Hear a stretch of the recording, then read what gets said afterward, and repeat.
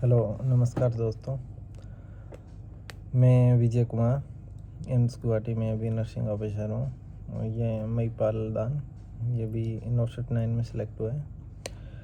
आज की वीडियो रहेगी हमारी जो अभी जस्ट पास आउट हुए हैं, यहाँ अभी थर्ड ईयर और फोर्थ ईयर में हैं नर्सिंग स्टूडेंट्स जो नॉर्सेट की तैयारी करना चाहते हैं जीरो से। तो उसके लिए ये वीडियो रहने वाली है, पूरा देख लीजिए, आपको थोड़ी बहुत हेल्प मिल जाएगी। तो हम महिपाल से पूछेंगे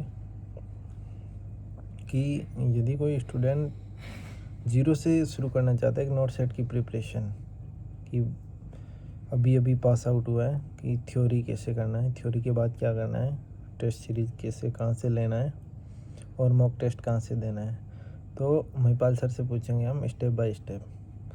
तो सर बताइए कि जो स्टूडेंट अभी पास आउट हुआ है, यहाँ थर्ड ईयर और फोर्थ ईयर में है, अभी पास आउट होने वाला है और वो नॉट सेट की प्रिपरेशन करना चाहता है, तो उसके बारे में बताओ। उसके बारे में सबसे बेस्ट अगर प्रिपरेशन करना है तो थर्ड ईयर से, क्योंकि थर्ड ईयर में सब्जेक्ट भी कम रहता है, टाइम भी मिलता है और कॉलेज वाले परेशान भी नहीं करते हैं। तो इस हिसाब से जितना टाइम अगर आप कोचिंग में जाके उसको कंज्यूम कर लेते हो, पढ़ाई कर लेते हो, तो आपके लिए बेनिफिट हो जाएगा। क्योंकि जितनी बार रिवीजन उतना ही जल्दी सिलेक्शन, ये सिलेक्शन का एक फिक्स लाइन है। ये फॉलो करोगे तो सिलेक्शन हो ही जाएगा। तो ये जो अभी थर्ड ईयर में स्टूडेंट है उसके लिए बेस्ट है कि आपके पास अभी टाइम है नोट सेट के लिए 2 साल का। 2 साल का है तो आपका वो हो जाएगा कि बेस भी क्लियर हो जाएगा। उस समय आपका उसी टाइम आपकी मेन सब्जेक्ट थर्ड ईयर में भी रहती है और सेकेंड ईयर से अभी आप जो नोट सेट में जो नहीं पूछते हैं, नॉर्मल सब्जेक्ट होती है, सोशियोलॉजी होती है, सीईटी होती है, तो वो भी आप उसी समय पढ़ के आ रहे होते हो, तो वो भी आपका कंटिन्यू हो जाएगा। तो जिसकी वजह से आपके कॉन्सेप्ट क्लियर हो जाएंगे और जैसे ही पास आउट हो जाओगे आपका सिलेक्शन हो जाएगा। क्योंकि उस वक्त में आपके पास 2 साल होता है या 1.5 साल होता है और उस 1.5 साल में आप कितनी बार रिवीजन कर सकते हो, कितने एमसीक्यू निकाल सकते हो। आप आराम से बैठकर आप वो सारी जो एमसीक्यूज़ की जो बुक्स होती हैं, जो होता है ना कि कम टाइम में जब पास आउट हो जाते हैं, कम टाइम में ये भी नहीं पढ़ा वो भी नहीं पढ़ा, तो उस समय आप आराम से हर चीज़ को एक एक करके पढ़ सकते हो। तो उसमें आपका जितना कॉन्सेप्ट क्लियर उतना जल्दी सिलेक्शन। ओके, तो सर ने बोला है कि आपको थर्ड ईयर से ही लग जाना है यदि आप थर्ड ईयर में हो अभी, तो ताकि आपको रिवीजन के लिए टाइम मिलेगा, थ्योरी के लिए टाइम मिलेगा 2 साल का, और फर्स्ट अटेम्प्ट में आपके सिलेक्शन होने के बहुत ज़्यादा चांसेस। यदि आपने अभी सीरियस नहीं लिया नोट सेट को और आप थर्ड ईयर फोर्थ ईयर में हो तो आज से ही लग जाइए, पढ़ना कर दीजिए आज से शुरू। क्योंकि इसका कोई टाइम पीरियड नहीं होता, जिस दिन से पढ़ोगे उसी दिन सिलेक्शन या उसी दिन होशियार हो जाओगे तुम। ठीक है सर। अब मुझे ये बताओ, जो स्टूडेंट पास आउट हो चुके हैं, फोर्थ ईयर कर लिया है और वो नोट सेट 11 या नोट सेट 12 की प्रिपरेशन करना चाहते हैं जीरो से, तो उसका स्टेप बाय स्टेप बताओ कि कैसे करना है। देखो मेरा तो ऐसे ही था कि आपने कैसे क्या किया? मैंने मतलब थोड़ा बहुत ऐसा बीच में थर्ड ईयर में कोचिंग गया था, लेकिन वो मोटिवेशन नहीं था और वो नौकरी का इतना था नहीं, चलो मरने दो, चल चल रहा है चलने दो। फिर जब फोर्थ ईयर पास आउट हो गया उसके बाद जब लगा ना कि अपने दोस्त लग रहे हैं, तब जाके आंखें खुलती है। और मैंने उसके बाद एक ही चारा रहता है, क्योंकि अपन ने कॉलेज जैसे कि रेगुलर जाते नहीं, जो रेगुलर जाते हैं उनके लिए तो बेनिफिट ही है, लेकिन जो नहीं जाते उनके लिए थोड़ा दिक्कत रहता है। जैसे मैं हूँ तो मैं रेगुलर जाता नहीं था, ना पता था कॉलेज का, तो इस हिसाब से मैंने कोचिंग ज्वाइन कर ली। और जितना जल्दी कोचिंग ज्वाइन कर लो, क्योंकि अपने पास फिर एक ही चॉइस रहता है कोचिंग, चाहे बेस्ट कोचिंग जो भी हो आप ज्वाइन करो। मैं अभी उस कोचिंग किसी कोचिंग का नाम नहीं लूँगा, लेकिन कोचिंग ज्वाइन करो और उसके बाद आप फिक्स 6 महीने 7 महीने 8 महीने 9 महीने जो भी है, आप पूरे उस कोचिंग को दो। आप रेगुलर जाओ, पढ़ाई करो, जीरो से शुरू करो। जो चीज़ समझ में नहीं आए, कुछ भी नहीं आए, तो पूछो सर से। तो आपका वो आप जब कोचिंग कंप्लीट करोगे ना, तो वो कोचिंग कंप्लीट होगी तो तुम्हारा सिर्फ वो 4 साल का जो आपने पढ़ा है ना, जो 4 साल नर्सिंग करी है, उसका कॉन्सेप्ट क्लियर होगा उस चीज़ को वो सारा सब्जेक्ट समझ आएगा, फिर आप सेल्फ स्टडी करोगे, तब आपको चीज़ें समझ आएगी और नोट सेट पल्ले पड़ेगा। तो सबसे फर्स्ट स्टेप है, लोग क्या करते हैं कि ठोकर खाने के बाद सीखते हैं। तो आप ऐसा करो ना कि जिन जिन लोगों ने ठोकर खाई, आप उसी से सीख लो।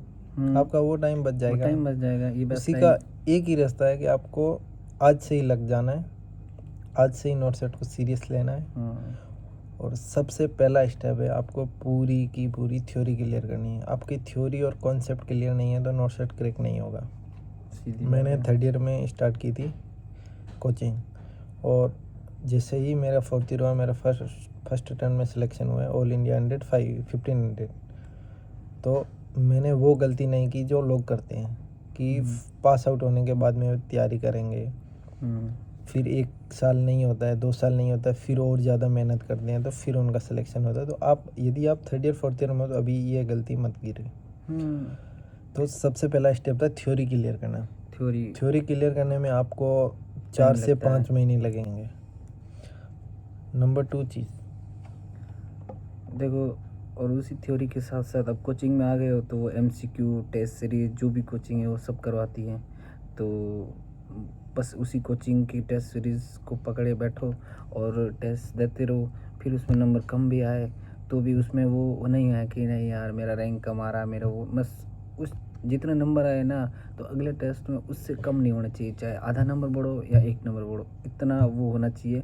तो इम्प्रूव करना खुद को, फिर से रिवीजन, उसी नोट्स, उसी टेस्ट सीरीज से अगर जहाँ से क्वेश्चन आया तो उस नोट्स को, जहाँ जिस टॉपिक से क्वेश्चन आया तो उस नोट्स को ओपन करो और उसमें देखो कि भाई यहाँ से मैंने गलत किया है, अच्छा ऐसा, तो वो लाइन दिखेगी, अच्छा ऐसा था, मैंने ऐसा कर दिया। क्योंकि आप जब टेस्ट देते हो ना तो अपने माइंड को मतलब आप जब माइंड को दौड़ाते हो ना, वो चीज़ अगर गलत होगी और फिर आपने देखा नहीं है ऐसा है ऐसा है, तो वो नोट्स में जो लिखी हुई लाइन है वो एकदम याद हो जाएगी आपको। एग्ज़ाम जब दोगे ना तब, और बाई चांस क्वेश्चन भी आ गया ना तब भी आप सही करोगे। नंबर 1 चीज़ थी थ्योरी। नंबर 2 चीज़ थी आपको रिवीजन के साथ में MCQ प्रैक्टिस करना है। जैसे जैसे रिवीजन करोगे उसके साथ में आपको MCQ प्रैक्टिस करना है। टेस्ट सीरीज दो, कोई एक बुक पकड़ लो, बुक में से MCQ निकालो, फिर आपको इसका रिजल्ट मिलेगा आपको नोट सेट के एग्ज़ाम में। वो चीज़ का पता नहीं चलेगा, जब मेहनत करोगे तब पता तो नहीं चलता है, लेकिन जब एग्ज़ाम में जब आप ऐसे क्वेश्चन सही करके आओगे ना तब पता चलेगा कि अच्छा मैंने मेहनत करी थी, उसका सिलेक्शन मिला है। और ये बात है कि अभी नोट सेट 11 में 2 महीने बचे हैं। जो स्टूडेंट और फ्यूचर नर्सिंग ऑफिसर अभी जो नोट सेट की प्रिपरेशन कर रहे हैं उसका रामबाण मैं बता देता हूँ। रिवीजन के साथ में MCQ निकालो, सबसे बेस्ट है। और ज़्यादा हेडेक लेने की ज़रूरत नहीं है कि मैं NCLEX MOSB निकाल दूँ, SAUNDERS निकाल दूँ, सब निकाल दूँ, उन सब की ज़रूरत नहीं है। आपका बेस क्लियर है, मतलब कि आपकी पूरी थ्योरी कंप्लीट है, तो उसमें आपको क्या करना है कि रोज़ सब्जेक्ट वाइज आपको रिवीजन करना है। कि आज जैसे मैंने पीडिया का रिवीजन किया है तो कल पूरा दिन पीडिया के MCQs निकालो आप, 1000 क्वेश्चन। वैसे ही MSN में 2 से 3 दिन लगता है तो 3 से 4 दिन आप MSN के MCQ निकालो। ये यदि आपने पैटर्न 2 महीने फॉलो कर लिया तो आपका सिलेक्शन कोई नहीं रोक सकता। नोट सेट इतना भी टफ़ कंपटीशन नहीं है। टफ़ कंपटीशन है बट इतना भी टफ़ नहीं है जितना आप सोच रहे हो। और आपको कम से कम अभी से 10 से 12 घंटा तैयारी करना पड़ेगा। 2 महीने बच्चे हैं। सुबह जल्दी उठो, उठते ही आपको रिवीजन करना है कल क्या पढ़ा। और रही बात डाउट की, तो आपको यदि कोई भी डाउट है तो आप नीचे कमेंट में लिख दीजिए। और इस वीडियो से आपको थोड़ी बहुत भी हेल्प मिलती है तो एक लाइक कर दीजिए और सब्सक्राइब कर लीजिए हमारे चैनल को। हम ऐसे ही रोज़ नए नए टॉपिक लेके आएंगे। और अगला वीडियो कौन से टॉपिक पे चाहिए ये भी बता दीजिए, वो भी आप कमेंट कर लीजिएगा, आपकी हेल्प कर देंगे। हम वीडियो फिर से यूट्यूब पे डाल देंगे जो भी आपको डाउट रहता है। ठीक है, थैंक यू।